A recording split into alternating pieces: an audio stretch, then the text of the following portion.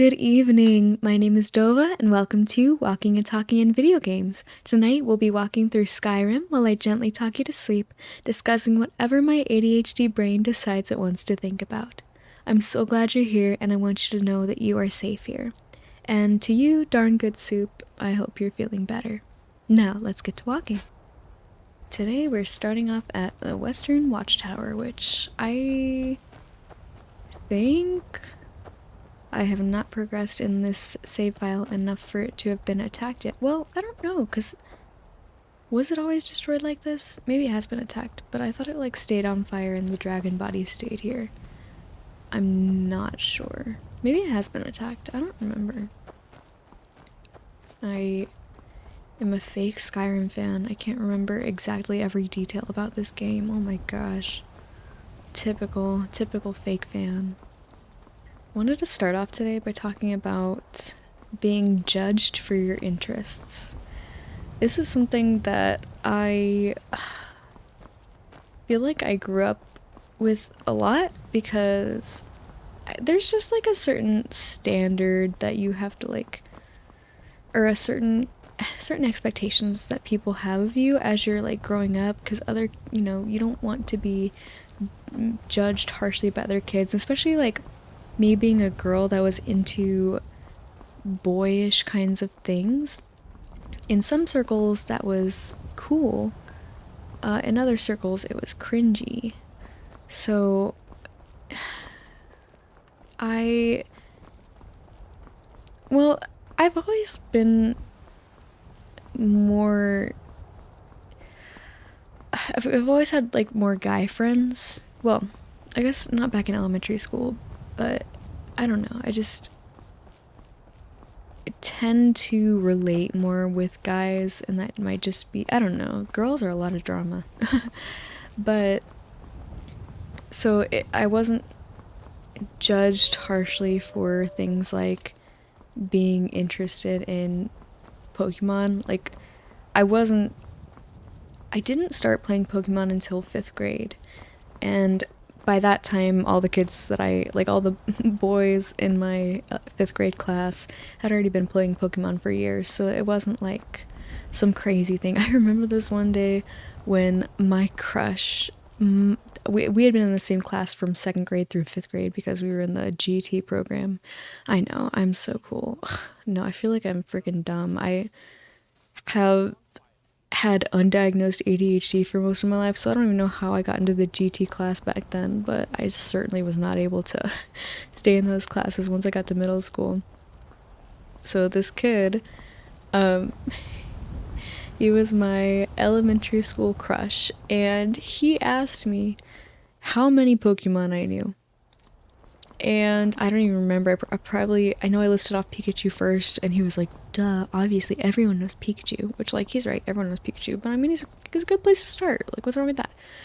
So, and then I probably said, like, Charizard, Charmander, but I didn't know many at the time. It was before I had started playing. But once I did start playing, I started with Heart Gold, and oh my gosh, I fell so in love, and I wish I could go back to that original feeling of playing it for the very first time. It is such a good game. And playing Pokemon Black for the first time was so good too. Oh, I miss those feelings. But now when I try to play Pokemon games, like whether new ones or going back to old ones, it just feels too samey because they are very repetitive. I can't wait for hopefully the day when they come out with an open world, like an actual open world Pokemon game, like a Breath of the Wild style Pokemon game. But until then, I really enjoy actual Breath of the Wild and Tears of the Kingdom, so I'll stick to those. But yeah, so so the people, like, my crush was into Pokemon, I got into Pokemon, so it wasn't like I had to worry about that sort of judgment, but like, it's more once nobody really cares what you're into as a kid, like as a little kid. I mean, somewhat, but also one of my female friends in elementary school that I hung out with like every week because our parents would get together and watch American Idol together, she collected Pokemon cards. Honestly, she was so cool. Like, She was super pretty. She was a cheerleader, but also she collected Pokemon cards, and we played Super Mario Bros. Together, like on her Wii. She was so cool. I aspire to be that cool. I'm sure she still is, but I've not talked to her in years. Oh, and her mom made the best gumbo. Oh my gosh. It was a secret recipe though. She wouldn't share it, unfortunately. But oh, that stuff was good. I need to make gumbo. It's so good, but I don't know exactly. I know I'm going off on a tangent, but I know there's like a special ingredient, roux. I don't know what that is. Roux is the special ingredient, or like the base ingredient for gumbo. And then I guess you can just add whatever else, rice, meat, okra, potentially. But I don't know what roux is. I guess maybe it's kind of like, what is that stuff? The soup, the Japanese soup that has the tofu and the seaweed and oh my goodness, I love that soup. Why can I not remember the name of it? But maybe it's kind of like that because that uses like soybean paste, I think, as the base. And that's why it just like settles. It's like the behavior of it. It settles whenever you leave the soup, but then you mix it up and it like gets milky again. And it's so fun. It was always so fun as a kid to do that with my soup. Why can I not remember the name of the soup? I'm sure y'all are listening to me thinking, it's called this, dummy. Well, forgive my forgetful brain. I love that soup so much. Whatever. Anyway, it's probably something like that, like roux, although maybe thicker because it doesn't like settle like that. But oh, I'd love to make gumbo. There's this really good red beans and rice mix. If you know like what the dish red beans and rice is.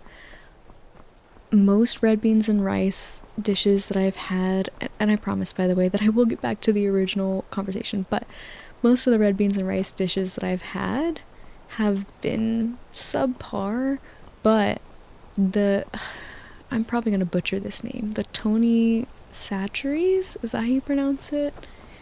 Box mix of red beans and rice, so freaking good. And I mean, it just comes with dried beans and dried rice, but it's the seasoning that they put in there. It's so my mouth.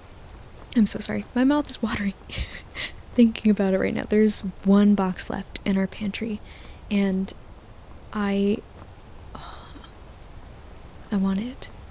What if somebody else makes it before I do? Because I don't like sausage, and usually you add sausage to red beans and rice, but I think it's really good with chicken. And same thing with gumbo. Like, you can either make seafood gumbo, or like the other way that gumbo is generally made is like with sausage, but I prefer it with chicken, and that's how that friend's mom made it. Oh my gosh, it was so freaking good. Oh, a good gumbo is the best thing in the world. It like cures any ailment, and it will be a little spicy, make your nose run, but it's freaking worth it. And you know what? Nose running is great for colds. Spicy food, like spicy soup, great for a cold because the humidity, like the steam coming up from the hot soup, helps loosen the mucus in your nose. Plus, the spiciness makes your nose run, and then just like the warmth of the soup soothes your throat too. Oh, a good spicy soup is so nice when you have a cold. Oh my goodness. Although there was this one time that I had a cold and I went to Panera for the first time in years, and this was like back in high school. But I don't remember what sandwich I got, but I got the pick 2 combo with a soup and a sandwich, and I got the chicken noodle soup. And back then, I feel like it was a lot better than it is now, the chicken noodle soup. I don't like any of their soups now. And the broccoli cheddar soup, the pieces of broccoli are tiny. Like, it's basically just if they took the little balls off of the end of, like, off of the top of the broccoli tree, they just shaved off those little balls and threw them in the soup, because like there's no broccoli in there, it's just cheddar. But anyway, the chicken noodle soup back then was so freaking good, and that was like the most perfect meal because it is hard to explain. It might sound weird, but it filled me up perfectly. Like, the amount of food was exactly what I needed to satisfy my stomach. Exactly. It was so nice, so satisfying, and I have chased that feeling, that high, ever since. But where was I? How did I get on? No. I feel like there was something else I was gonna say. Oh, wait, no. Okay, back to the original point of the conversation. So, it was high school where I was more starting to be judged for things that I was into. And I'm gonna say this right now up front, get it off of my chest, get it out there so you can laugh at me and we can all move on. I was a furry in high school. Not openly, but like okay, so my two biggest passions in life are art and animals. And gaming, but like as far as like I feel like gaming is, I don't know. I would always say that my two biggest passions in life, like growing up, were art and animals, but I absolutely love video games as well. But the furry community combines those two things in a way that I found like really cool. And I did not know about all the stigma or their reputation at the time, which but thankfully I didn't tell anyone, well, except for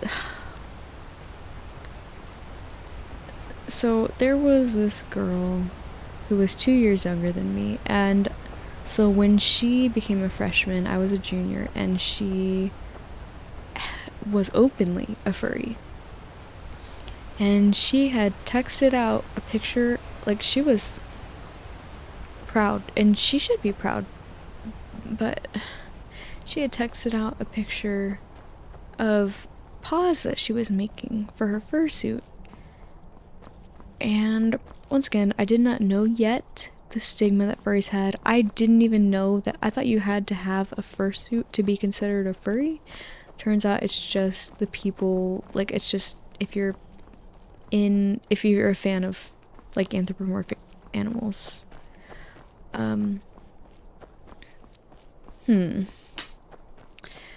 So everyone made fun of this. She had texted the picture out individually, not like in a group chat.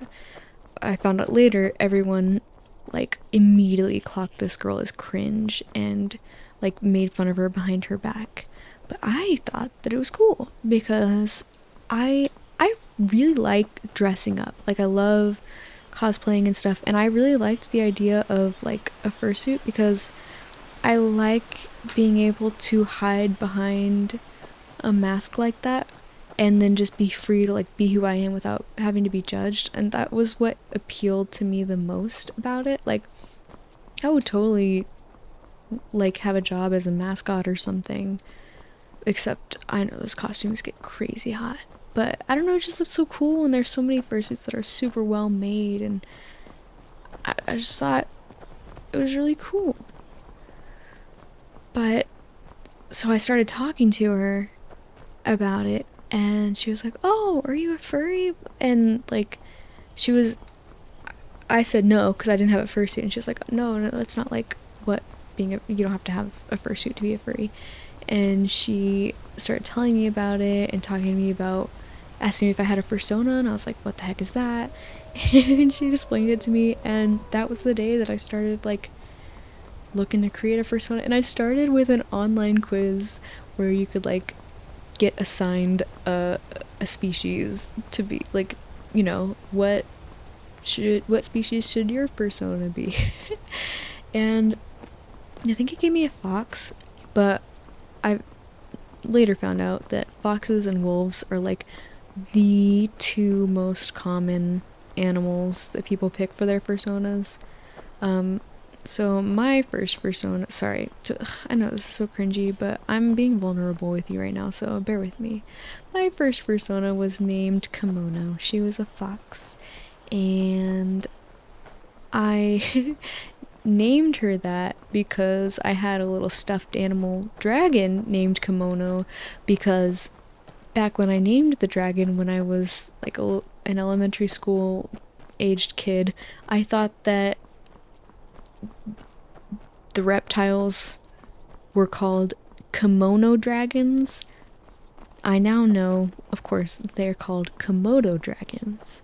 But nonetheless, it started a chain where I thought that they were named kimono dragons, so I named my stuffed Webkinz dragon Kimono. Sorry, not a kimono, Kimono. And then I named the fox Kimono because I thought it was a nice name. I don't know if that's offensive to people that wear kimonos, but I just thought I did not think or mean anything by it at the time. So she was basically just like a normal red fox with like war paint on her face because I thought it looked cool. But later on I found out that there was like a fan-made species of dragons called angel dragons, and they were fluffy and adorable, and I fell in love because I freaking love dragons. And if I haven't mentioned that before, I freaking love dragons. So I totally fell in love with this species and made my own. And honestly, she has remained like an OC of my, like an original character of mine to this day. I will just doodle her. And I really like drawing dragons like that now, like the little fluffy, adorable versions of them. I used to always draw dragons like the scaly, more reptilian version, but I really like drawing fluffy dragons, and I like drawing that style of wings, and I don't know, I love dragons. I'll draw them in any way, but I really like drawing fluffy dragons. And I drew on my other channel, I posted a short of me turning Pikachu into an angel dragon. I really like that style of, I just really like them. But anyway, so this girl and I were both furries, I guess. But, well, not I guess, I'm still like battling the cringe. Sorry, excuse me. But she and I lived it in very different ways. She was very open and proud, and good for her. I'm happy for her. I was very closed and secretive about my love for the fandom. I had a Pinterest board that my best friend probably saw because she and I were followed each other on Pinterest, but she never mentioned it, so that's, thank you. But I saw how relentlessly people made fun of her and talked about her behind her back, and I'm ashamed to admit that I never stood up for her, and I never tried to be open with her. She even gave me faux fur one time, which is not cheap stuff, so that I could like make my own ears and tail or whatever. And well, I never ended up using it, but it was in my locker, my band locker, which you can see the locker doors are not, they're just like gated. They're not like actual, you can see right through them basically. And you can like stuff stuff in people's lockers too, that happened. But I had the fur in my locker and people asked me about it, and I was so embarrassed, and she like tried to talk to me and like ask me about it. She was like, "So what are you gonna make?" And I was like, "Oh," I kind of like brushed her off, and I feel so bad about it. She did not deserve that. I hope she's doing well now. It's just, man, there's so much social pressure on kids and high schoolers. We put so much pressure on each other to be not cringe and be like exactly the kind of person that you need to be liked by other people. And once you're an adult, it's still there. It is absolutely still there, especially like in workplace culture and stuff. But at least you can have more maturity and self-awareness to realize that what other people think doesn't matter. But it's still there. And so I I at work and stuff, I don't really express my interest that much unless somebody like brings it up first. Then I'm happy to talk about, what anime I'm watching or Pokemon or games that I'm playing or whatever. And that's happened a couple of times and it's always been like positive responses. But what I like to do, my solution to this, well, there's no perfect solution, but what I like to do is have subtle ways to show off what I'm into. So I have on my water bottle little Pokemon stickers. They're so cute. And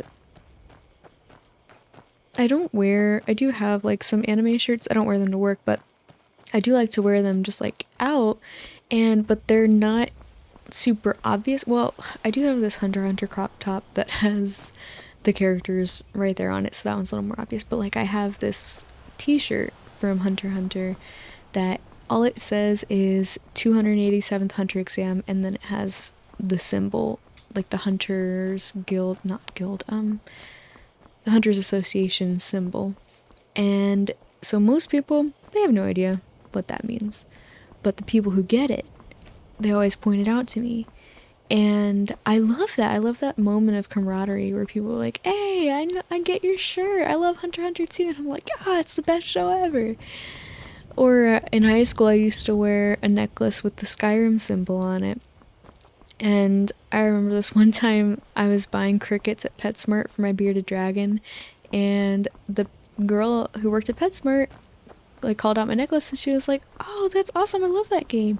And I was like, oh my gosh, what race do you play? And then we were talking about Skyrim for a little bit. I just think it's a great way to start up conversations with people who get you, because like shirts that just have the characters' faces on it, for example, that's a little too obvious, and like people ask you about it and they don't necessarily really like are into it, so they just say, oh, hi, what show is that? Oh, cool.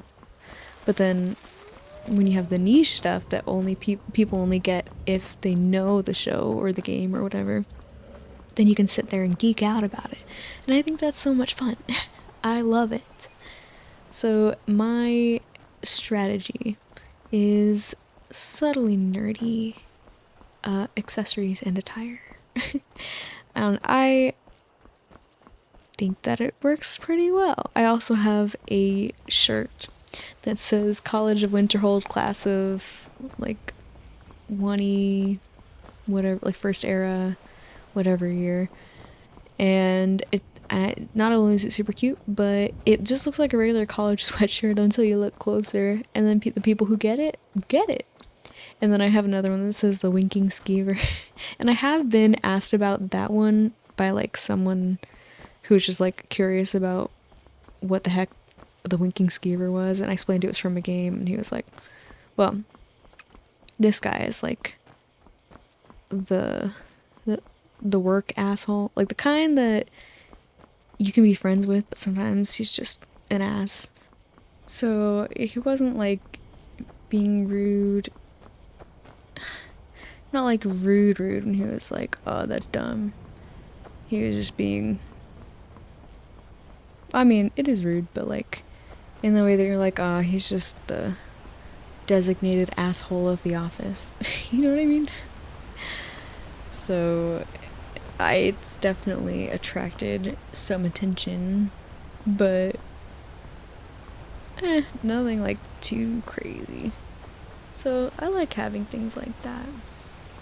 And I think that it helps draw in some good people, mostly. But yeah, so that's my strategy. You know what else can be kind of hard though?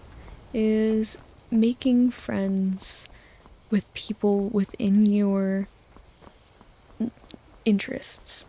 Like, it's not that hard if you really try, because there's tons of communities dedicated to every niche.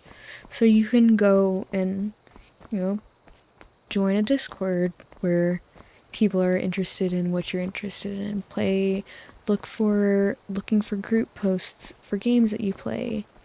There's tons of ways that you can find people, but it's hard if you're shy.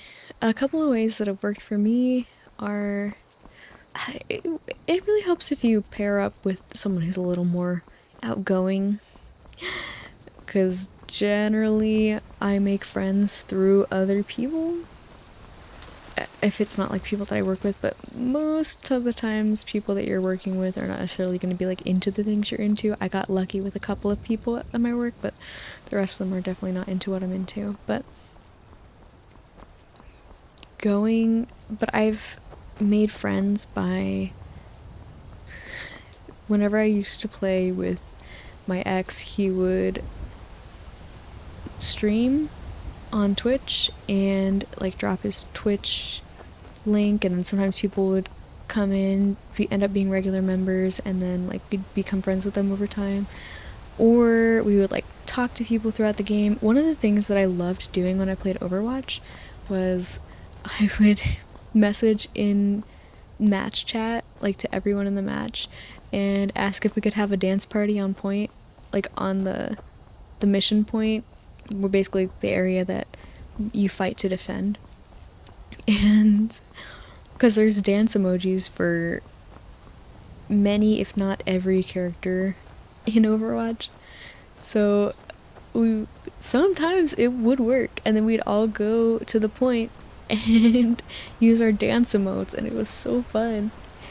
I love times like that. So sometimes we'd make friends by doing that, or by like just being silly with our teammates or the enemy team. And that's how we made several of our friends. Some that we still talk to years down the line. And actually, one of them reached out to me recently that I hadn't talked to in years, and I'm still not really sure why. It's not the first time that I've had somebody reach out to me for the first time in many years. So that happened to me a year ago too, where this kid that I went to high school with like randomly messaged me. And we didn't exactly end our relationship on good terms because he had dated my best friend and they had a messy breakup, so you know, you can't exactly be close friends with your best friend's ex. Not as a girl anyway. So maybe like more not when the relationship ended that messily anyway. So it was just kind of a crazy situation, and now I don't talk to most people from high school, but he had messaged me, and it was so funny because we played French horn. That was how I met him. We played French horn together, and when he messaged me, he said, "Hey, it's name from band," and then he put a little horn emoji, and I was like, that's weird. Like, just the structure of that. And I know I'm being kind of hypocritical by like, you know, I'm talking about cringe culture and talking about how his message was kind of cringy. So I'm sorry. I'm not trying to be a hypocrite, but it just like struck me as such odd, like so odd. And I like talked to him for a little bit, but kind of just stopped responding because it was like weird. I don't know. It's been a year, so I don't even remember like the messages, but I just remember that it gave me weird vibes.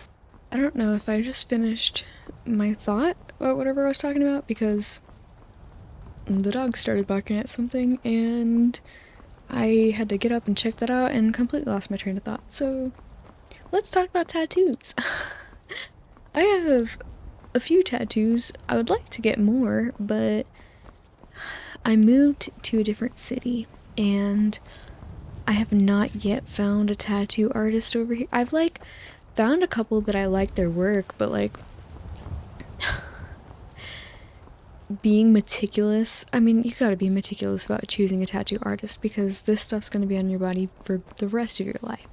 You have to be very particular and look at not only like does it look good at a glance, but look closely, zoom in, is their line work clean? Do they have any pictures of healed versions of their tattoos? Does it hold up over time, and does it blow out because they pushed too hard? You know, there's just so many things you need to look at. And do they do this style well, but will they do the style that you want well?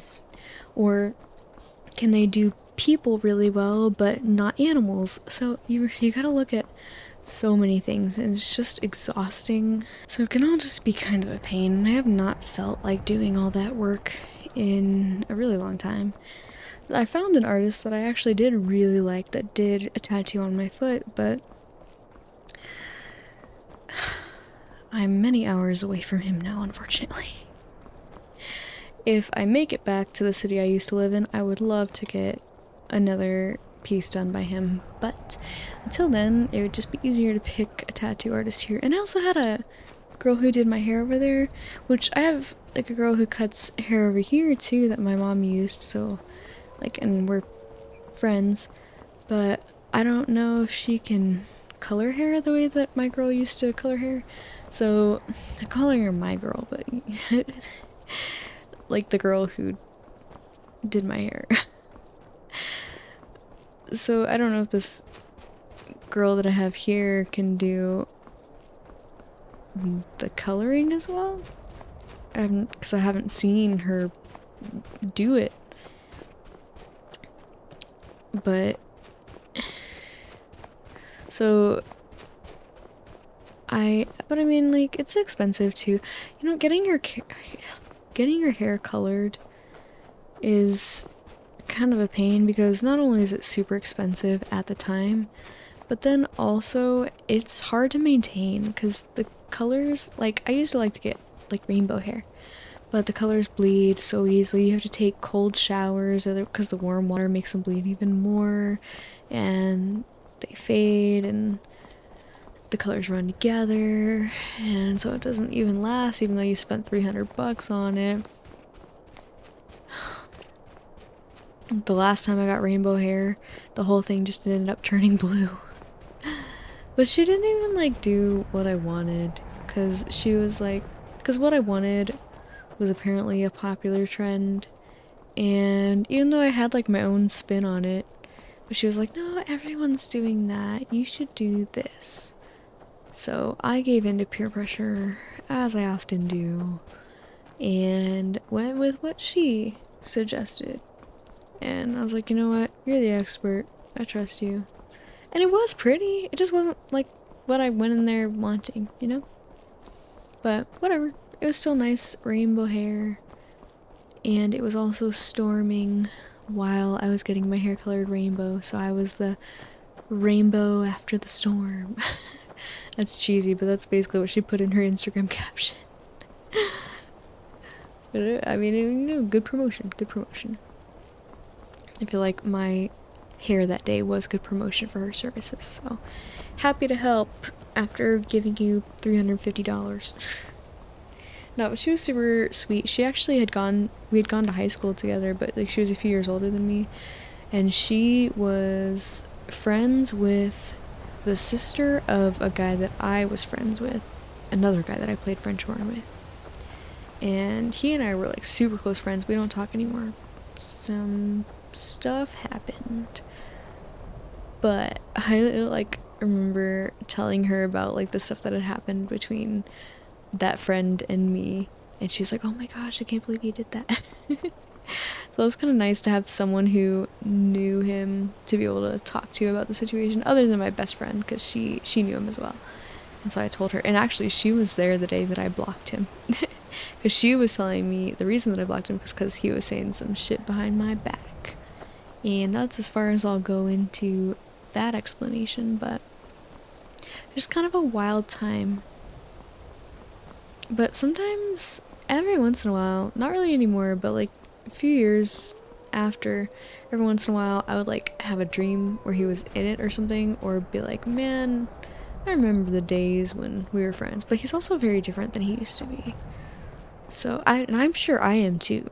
I know I've matured a lot since then, but just in a lot of ways, I'm probably pretty different. Definitely pretty different, actually. Different even than I was a year ago. People change. Like, people never change, but people do change. it's kind of a weird thing. What is the term? A paradox. Where like the phrases people can change, and people never change, both feel true. Because they are true in different ways. But you just don't really know the ways that people can change. And if you're talking about like people getting better, they're only gonna change if they want to. Which is the hard thing, because not everyone wants to be better. And that sucks, but that's life. And once you realize that, then you can move on to someone who does want to improve themselves. Life is bittersweet in that way and a lot of other ways. Life is very bittersweet. So I would love, back to the original conversation, to get a dragon down my leg, like over my whole leg. I don't know, either I would want this, like, basically a Japanese dragon, that tattoo going around my leg and down, that's inspired by this webcomic that I read, where it wouldn't be like based on the webcomic or anything like that. I just thought that the concept was really cool for a tattoo. Or I saw this girl on TikTok who draws tattoos on herself, and she drew this gorgeous Smaug tattoo from the it's from The Hobbit, but is it also from Lord of the Rings? Because I feel weird saying The Hobbit when like, The Hobbit was like the prequel to the main. Anyway, Smaug from The Hobbit. And it is so freaking beautiful and incredible, and I would love to have that as a tattoo on my leg. And it was like over her, like around down her entire leg. And someone in the comments had like said, I was looking back at it recently because I was going through my saved TikToks. Hopefully she never deletes it, because then I'll lose it. So I should probably get that tattoo sooner rather than later, but I know it's going to be crazy expensive, like probably a few thousand. And that's why I have not gotten it yet. Plus commitment issues. But someone in the comments had said, like, would you mind if I get a tattoo of this? And the girl had said, I would love if somebody got a tattoo inspired by one of my drawings. So I feel like that's the green light, and I would absolutely love to get a tattoo, you know, maybe not exactly that, because that's copying, but something inspired by that, absolutely. Honestly, I would really love to get exactly that, because it looked so good. But you know, I'll let my future tattoo artists do their rendition. But the thing is, I have to find someone who can do that well, and the prospect of that scares me.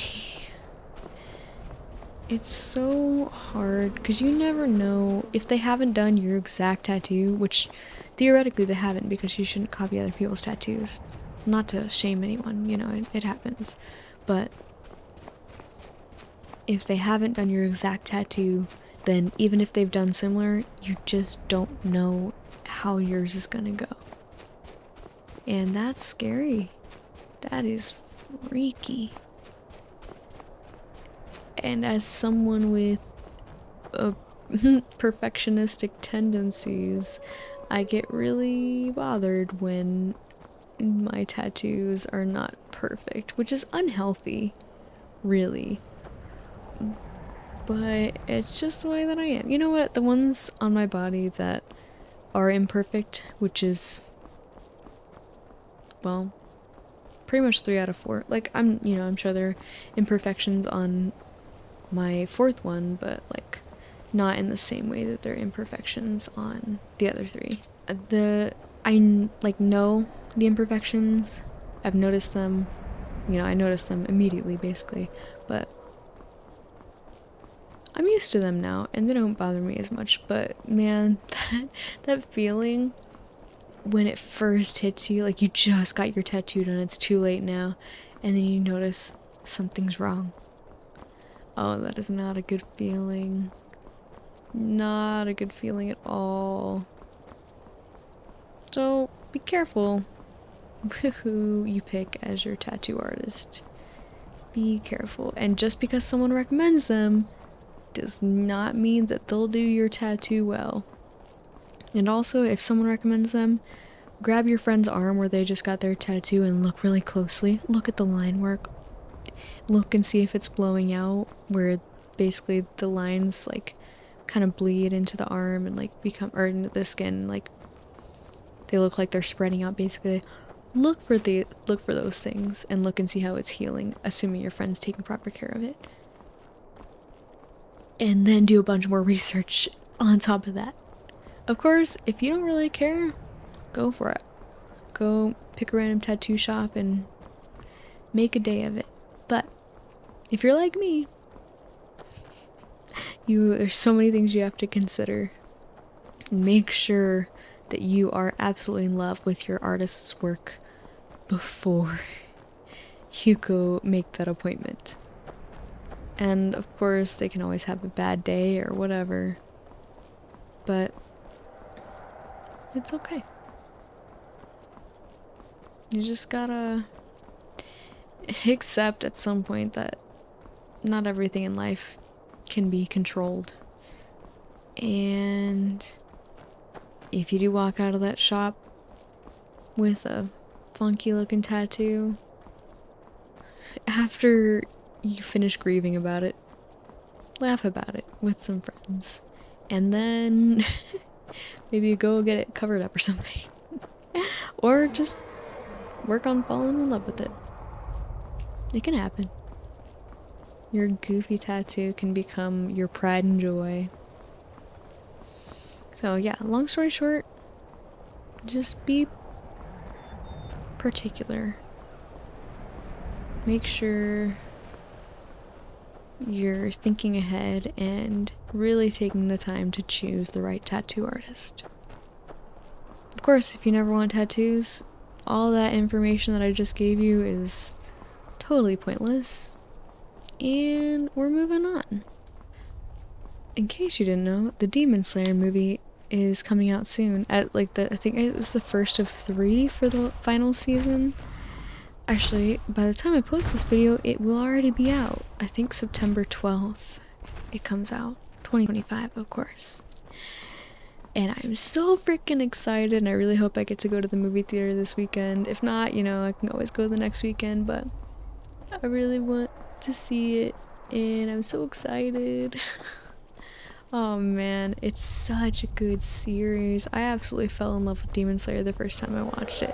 And I wasn't sure about it whenever I just saw like the Netflix preview. It didn't really look like the kind of show I'd be into, but I decided to give it a chance one day, and that was such a good decision. And like I said, I totally fell in love, absolutely loved Nezuko. And around then I was getting into making beaded necklaces, like jewelry in general, but especially particularly necklaces. And I made like a set of necklaces inspired by different Demon Slayer characters, and I'm still proud of them. And right now I'm wearing one that I made designed after the insect Hashira. I forget her name. It starts with an S, but it's like purple and black, and then I don't know, I really like making necklaces, but I don't know what to do with them after, because I don't have the energy to try to like market and sell them, put them up on Etsy or whatever. But I just have all these that, like, way too many. I don't know. If I could just like sit there and make them, design them, and make them without having to worry about selling them, like doing like somebody else did the selling part or something, I would totally love to sell them. But since it would have to be me doing the selling, it's definitely more difficult, and I just have a hard time when it comes to marketing and listing things, making posts, writing product descriptions, titles, taking good pictures. It just overwhelms me and exhausts me, burns me out, so at least for now, sticking to that kind of stuff being just a hobby. That's the nice thing about YouTube is I don't have to like really do all that extra stuff. Like I do have to, of course, make the video, edit the video, make the title, write the title, make the thumbnail, write like a brief description, but add chapters, which I don't often do because of the style of my videos, but occasionally I do. But once it's out there, it's just out there. And then another thing with physical products is you have to ship them too. I don't have to ship a YouTube video, it's just out there, and I don't have to keep reproducing it because anyone can consume it. People can consume it at the same time. People can consume it from all over the world. I don't have to ship out a bunch of... So while I do love making crafts like that, I think it's better that it stays a hobby for me. And that's okay with me. But yeah, back to the Demon Slayer. I'm so excited for the movie. It's such a good series. I should... You know what? I end up having a lot of free time at work, so I should like binge the series real quick so I'm refreshed on everything. I also want to rewatch Attack on Titan because I'm gonna be honest, the last season... Well, first of all, the last season went on for like 4 parts, but it's all a blur to me in my mind, so I would like to, because people have asked me occasionally what I think about the end of Attack on Titan, and I'm like, I barely even remember it. So I would like to rewatch that at some point. Maybe soon. It's a really good series. I'd be happy to rewatch it. Otherwise, it's not like a lot of anime that I'm watching these days. I want to watch the newest season of Dandadan, but I haven't gotten to it yet. Otherwise, yeah, mostly just looking for... I'm sad that Demon Slayer is coming to a close. I mean, well, there's still going to be 2 more movies, apparently, after this one, but, you know, ultimately it's coming to a close. I just have a hard time getting into new shows and stuff, unless it, like, I know it's going to be really good, or, like, it hooks me from the beginning. I generally end up just rewatching shows that I've already seen because I know that they were good, and I'm gonna enjoy them almost just as much as I enjoyed them the first time. So, and I should branch out more, but when I try to branch out, I generally end up being disappointed. So I just revert back to what I know. And that's my anime watching life. Also, on a totally different note, I mentioned in a previous video that I wanted to I have 2,000 hours in Ark and have not completed all the bosses by myself. Or, well, there's several bosses that I haven't completed at all. Or like beaten all the maps, and that's a bucket list item for me, is to actually do all that stuff like by myself or with just one other tribe mate. So I mentioned that in a previous video, but what I did not mention is, and I don't even know why, is that I have been playing through, you know, starting that journey with a friend of mine. We've been playing, we don't get to play that often, but when we do, it's always super fun. He's new to Ark, so I've been introducing him to it, and he's gotten the hang of it pretty well. But I just love that game so much, and I'm happy to share it with other people as much as I can. And we are nowhere near completing the goal of beating all the bosses, completing all the maps. We are just barely on the island. All we've done so far is basically make a base, tame some Sarcos and Argies, and which are like crocodiles and birds, if you aren't familiar, and move our base from one place to another completely across the map, which was a bit annoying to move all the way across the map, but it was worth it because the spot that we're in now is super cool, super pretty. and I really hate building, so he has thankfully, graciously, that's the word I was looking for, taken on the task of being our resident base builder, so I appreciate that. But the more annoying part of setting up the electronics in the base, he has not gotten to yet. I'll let him enjoy that experience, but he is getting to experience the trouble of trying to clip things properly when pieces of your base clip into the ground or don't clip to other parts that they should be clipping to. I don't know, just the building an arc is like weird. But not that I've done much of it because, again, I hate building. And I don't even know why, because back whenever I played Minecraft on my phone when I was a kid, I loved building. I built like this huge mansion with a pool on the roof, but I deleted it off my phone for a freaking boy in high school because I didn't want him to judge me. Back to the conversation we started this video off with. And ever since I deleted Minecraft off my phone, I have like never once, not never once, but basically never built in a video game since. I mean, that's a bit of an exaggeration. Like, sometimes you have to build. And I built kind of a nice house in Pal World recently. But when I build an arc, I just basically build like a big open room where I can just put my stuff. Like, the nice thing about when I used to play Ark with my ex was he loved the building, and so he would build really nice houses and with lots of rooms, and so that was nice. But I've always just been a tamer. I focus on the taming and hunting, and even like resource gathering I enjoy more than I enjoy the building. I don't know why, but I freaking love taming. I would tame so many things.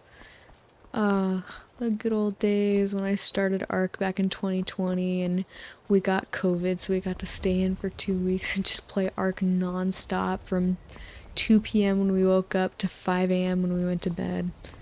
That's 15 hours of Ark.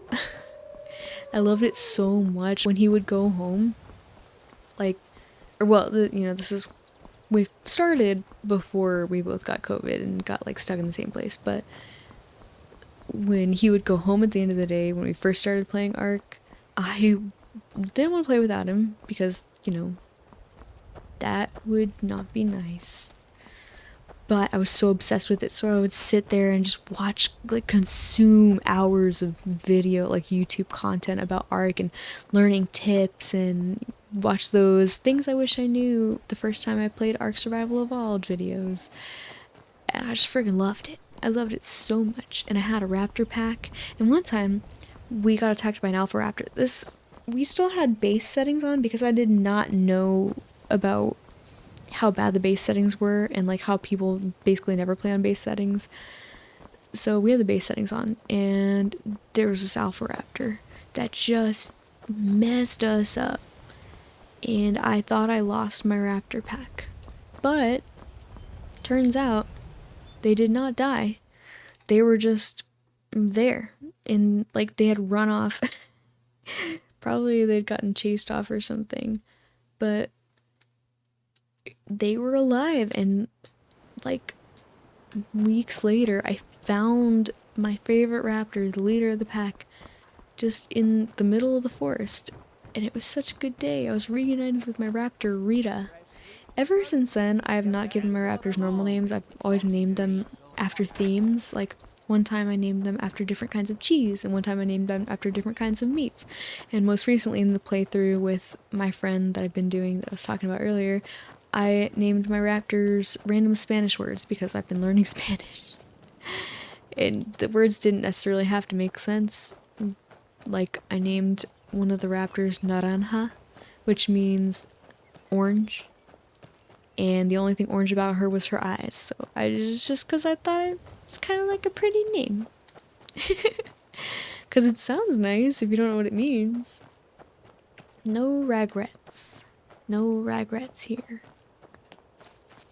I mean, I like naming my creatures in Ark silly things. Oh, and then this one other time I had I've played through Ark so many times, or like started playthroughs of Ark so many times. So this other time I named my raptors after anime characters, like Naruto and Sasuke and Tanjiro.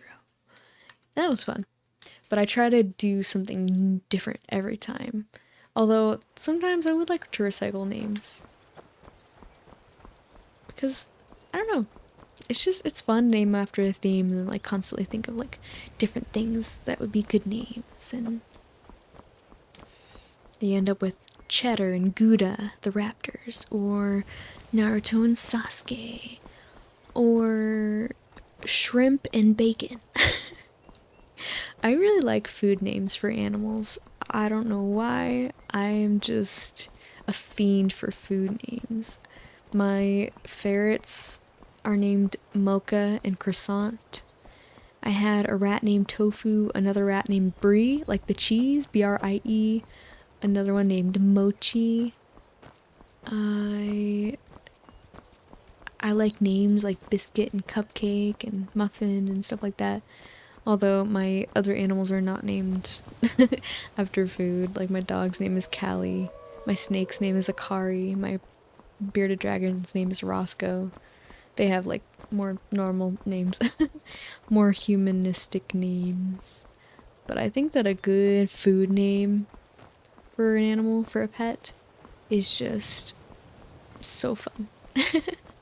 Love a good food name.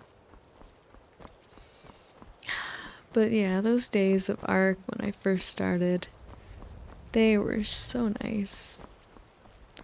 And it's the kind of nostalgia that you wish you could go back to sometimes. Of course, I'm happy with where my life is at now, and I wouldn't like actually want to rewind time or anything like that, but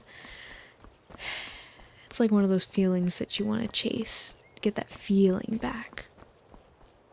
Or, oh, when I played Breath of the Wild for the first time, or when I played Skyrim for the first time.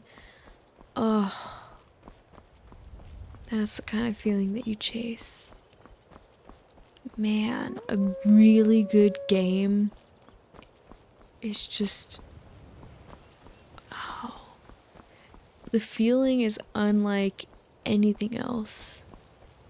Even reading a book or watching a show for the first time, like, can be great, but it doesn't hit the same way that a really good game, playing through a really good game for the first time, that hits so differently, and in such a good way. But I'll forever cherish the memories that I have of playing those games for the first time. I loved playing through Tears of the Kingdom for the first time too, but even though I love that game more than I love Breath of the Wild, but I love Tears of the Kingdom even more. But even though Tears of the Kingdom is my favorite of those two, the feeling that I had playing Breath of the Wild until 4 in the morning, it came out the summer after I graduated from high school, so I was finally 18, and my dad didn't make me go to bed at a decent, like he didn't try to control the time that I went to bed anymore, so I would just stay in the living room on our new 70-inch TV playing Breath of the Wild until 4 or 5 in the morning, and it was such a good summer. And I want to say it was the best summer ever, but the summer that I played Skyrim, the entire summer non-stop, was also the best summer ever. So it's hard to pick between the two. And also when I was playing Breath of the Wild was when my family was moving, and so we took a very long road trip to check out the new city, look for houses, kind of get a feel for how things were. And so during that road trip, thankfully my mom's car had an outlet in the back, so I plugged in my Switch, because man, that thing died super fast. Like, you only got an hour of playtime before it died. I think the batteries for the OLED Switch and now the Switch 2 are probably better, but the original Switch, man, that thing did not last. Of course, mine also came kind of messed up, like the cover for where the game cartridge goes, like, doesn't sit flush with the top of the rest of the Switch. It's kind of annoying, but it's just always been that way. But like, as far as the battery, I think that that's just like how they came. So thankfully her car had an outlet, and I just sat there playing Breath of the Wild the entire trip. You know when you play a game so much that in real life you start to like, your brain defaults to mechanics in the game, or like recognizing things from the game, or like things in the real world and like viewing them as if they're in the game. Like I remember this, whenever during that trip there was something that I was trying to see from far away, and my brain defaulted to thinking I just need to pull out my telescope, like from like that you have in Breath of the Wild. And I was like, I don't have a telescope, stupid. Or like when you see a rock sitting where it looks like it's out of place, and you're like, ah, a Korok rock. Even though obviously that stuff doesn't exist. Man, it's like video game brain. When you've been playing a game for too much and you just can't unglue your brain from thinking about the game. Ugh. Such good times. Sometimes I feel like I get a little bit addicted to certain, because I get very, I guess it's the ADHD in me.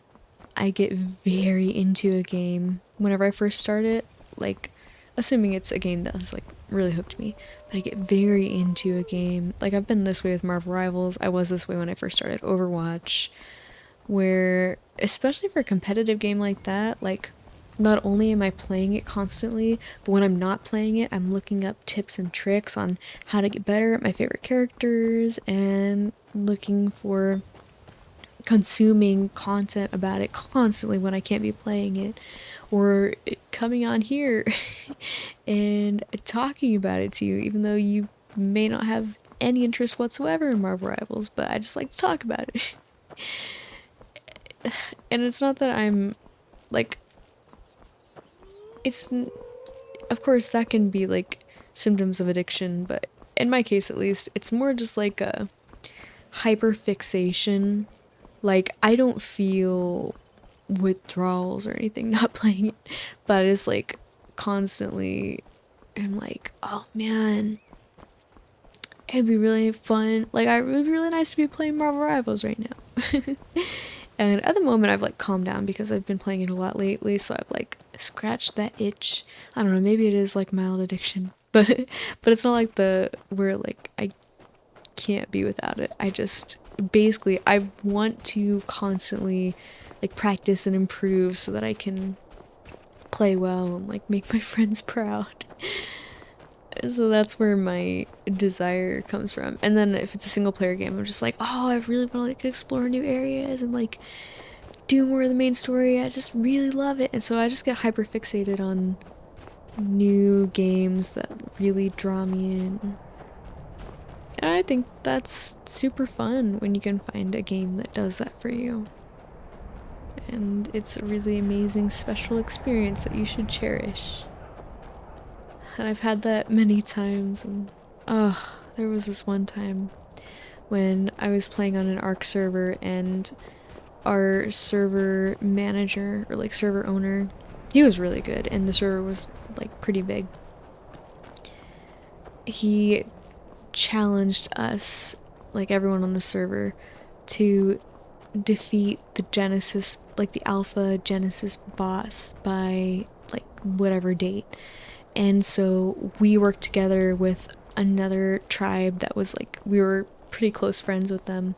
We didn't know them in real life. We had met them through the server, but we all worked together to complete the missions and like defeat the boss. And it was so fun. Every single night, as soon as everyone got off of work, we would be right on ARC and playing together and working hard. And I remember this one time, even we were trying, like, one guy was trying to complete one of the missions while also telling us some really heartfelt stories, like super late at night, and like confiding in us about things that were like weighing on him at the time. It was just so like such a sweet, special moment that we wouldn't have had without that challenge, because while we did like to play with them, like we weren't doing it every night constantly like we were then. So it's amazing how gaming can create moments like that and lead you to some really great people and create opportunities that you might not have otherwise gotten. I mean, the person that I am playing Ark with now, I met through gaming, through a GTA roleplay server. And I never would have gotten on that server were it not for some other friends who got me into it. But I hadn't even planned on using my microphone in that server at all. I was just going to type everything out because I was so scared to talk to other people. But they encouraged me to use my mic, and, well, it's worth it. It's been really nice. It was really nice meeting people there. I don't really play on it anymore, but I got to meet some great people and hang out with some great friends. It's just amazing the way that you never know what's gonna lead you to the people that become really important in your life. I always try to say yes to opportunities if you can. Trust your gut, though. Sometimes opportunities are not worth it. You know, sometimes opportunities are the facade, and, you know, whatever you're getting into is to just trust your gut. But if it's something that's kind of harmless like that, go for it. Like, playing on that server helped me with my social anxiety, and it even helped me with my driving anxiety, because driving on that road, knowing that there were police in the game that could pull you over and stuff, like, helped me kind of simulate real driving, and that helped me build my confidence to do it in real life, because I have PTSD from an accident 6 years ago now. It's still affecting me. And it was nice to have something to get me more comfortable with it again after I really wasn't driving much at the time at all because I didn't have a job at the time. So it was nice. Say yes to opportunities if you can. Trust your gut. And above all else, try to live a good life. That was cheesy. Sorry. But it's just my little piece of life advice that has been recycled from everyone else that has ever given advice in the history of ever. So, you're welcome. Happy to help. But anyway, it is that time of night where we're gonna go ahead and say goodnight. I hope you had a wonderful night, and I hope that you're asleep by now, but if you're not, then, well, you can always queue up another one of my videos. Just kidding. I mean, it would be cool if you did, but I hope that you have a wonderful night, and thank you for listening to me yap. Good night.